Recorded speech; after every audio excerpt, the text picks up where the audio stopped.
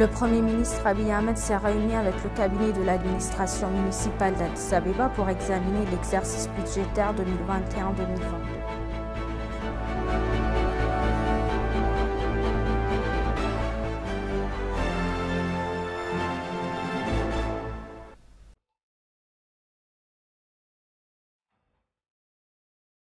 Selon un analyste politico-économique américain, tout le monde devrait féliciter les Éthiopiens d'avoir construit le grand barrage.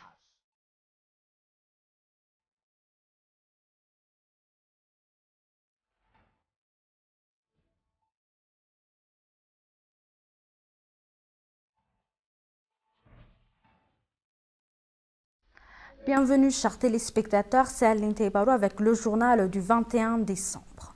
Le Premier ministre Abiy Ahmed s'est réuni avec le cabinet de l'administration municipale d'Addis Abeba pour examiner l'exercice budgétaire 2021-2022 et les performances des activités du trimestre. Il convient de rappeler qu'au début de cette année, le Premier ministre Abiy Ahmed a convoqué le cabinet de l'administration municipale d'Addis Abeba pour discuter de diverses questions et définir une orientation à mettre en œuvre dans le plan des 10 prochains jours de l'administration. Dans le prolongement des orientations qui avaient été fixées, le Premier ministre a de nouveau rencontré le cabinet pour examiner l'exercice budgétaire précédent dans la ville et les performances trimestrielles au cours. Le Premier ministre a également mis l'accent sur l'orientation du cabinet de la capitale sur l'expansion des bons efforts de développement dans toute la ville selon le bureau du Premier ministre.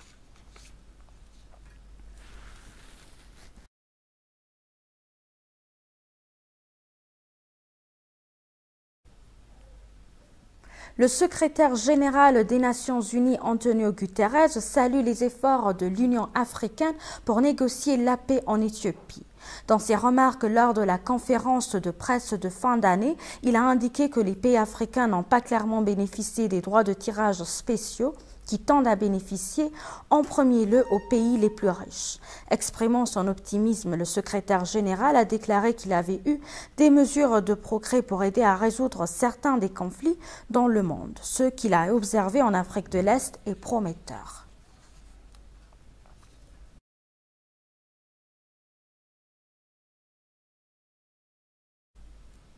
L'analyste politico-économique américain Lawrence Freeman a déclaré qu'il n'avait aucune raison pour que quiconque se plaigne du grand barrage de la Renaissance éthiopienne. C'est la plus grande réalisation en Afrique subsaharienne. Freeman a noté que l'Éthiopie a réaffirmé à plusieurs reprises que la construction du grand barrage n'affectera pas de manière significative de débit de la rivière Abaye dans les pays en aval. Freeman a souligné que le grand barrage de la Renaissance éthiopienne est la plus grande réalisation en Afrique subsaharienne et tout le monde devrait féliciter le peuple éthiopien d'avoir relevé ce défi audacieux et construire le barrage qui profite au continent. Selon Freeman, il est dans l'intérêt des États-Unis de soutenir l'Éthiopie dans ses efforts pour construire le barrage de la Renaissance, le plus grand barrage hydroélectrique du continent africain. Une fois achevée, l'infrastructure massive et complexe devrait générer près de 5200 MW d'électricité qui contribueront au développement économique régional, ce qui assurera également la stabilité de la région. L'Éthiopie devrait donc être félicitée par les États-Unis et par le monde occidental pour cette réalisation phénoménale, a réitéré Freeman. Freeman a noté que l'Éthiopie a réaffirmé à plusieurs reprises que la construction du grand barrage n'affectera pas de manière significative le début de la rivière Abaye dans les pays en aval. L'analyste américain estime que le grand barrage de la Renaissance éthiopienne doit être considéré comme une victoire pour cette génération d'Éthiopie comme les ancêtres. L'Éthiopie, qui est une source de 85% du Nil, remplit le réservoir du grand barrage par un processus graduel et seulement pendant sa saison des pluies pour permettre au fleuve de continuer à couler vers les pays en aval.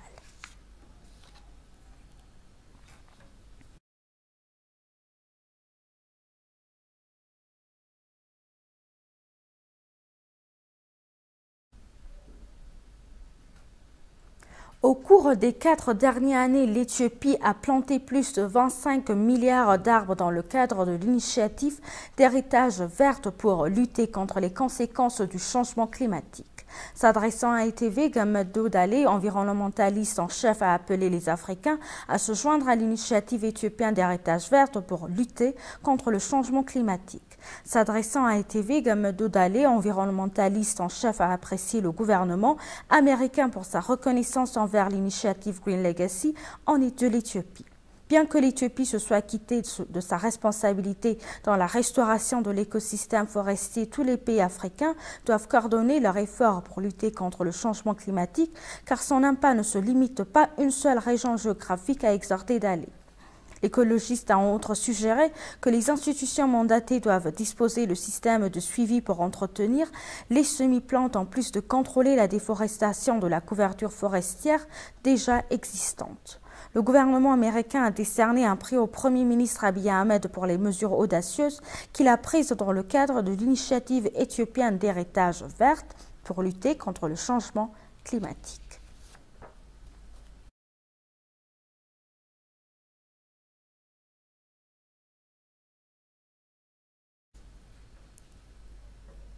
La Commission nationale de gestion des risques de catastrophe a déclaré que plus de 8,3 millions de personnes ont reçu une aide humanitaire de premier tour depuis la signature de l'accord de paix du Pretoria. Le commissaire, l'ambassadeur Shafarot Aklamariam, a discuté avec les représentants des partenaires internationaux et des donateurs sur les domaines prioritaires du processus d'opération de secours. Il a indiqué à cette occasion que l'aide humanitaire est fournie avec ténacité aux personnes touchées par le conflit dans les régions d'Amara, du Tigray et d'Afar. Le commissaire a précisé que plus de 8 millions de personnes ont reçu une aide humanitaire de premier tour depuis la signature de l'accord de paix de Pretoria entre le gouvernement fédéral et le TPLF. Actuellement, 29 organisations humanitaires internationales participent à une opération de secours dans la région du Tigray.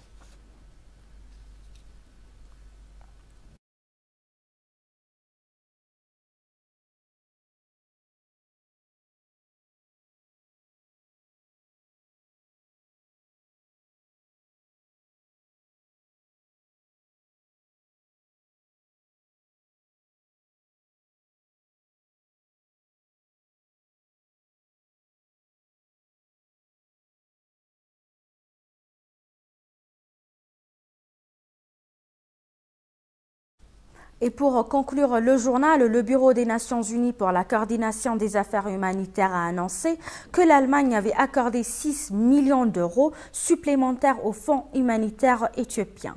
Selon OCHA, l'aide financière apportée par l'Allemagne sera utilisée pour fournir un financement crucial aux activités humanitaires en Éthiopie afin de fournir une réponse de protection vitale.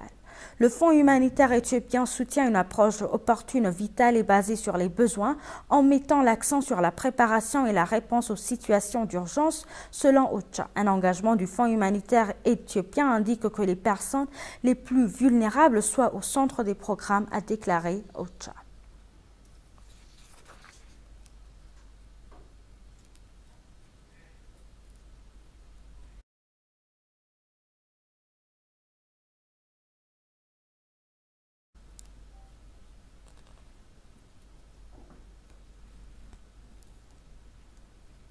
Chers téléspectateurs, nous vous rappelons les titres principaux.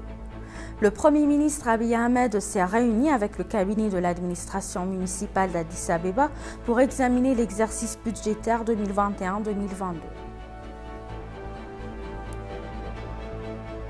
Selon un analyste politico-économique américain, tout le monde devrait féliciter les Éthiopiens d'avoir construit le grand barrage. Merci chers téléspectateurs, c'est la fin du journal. C'était Aline Taïbaro avec le journal. Restez avec nous avec le reste des programmes. Bonne journée.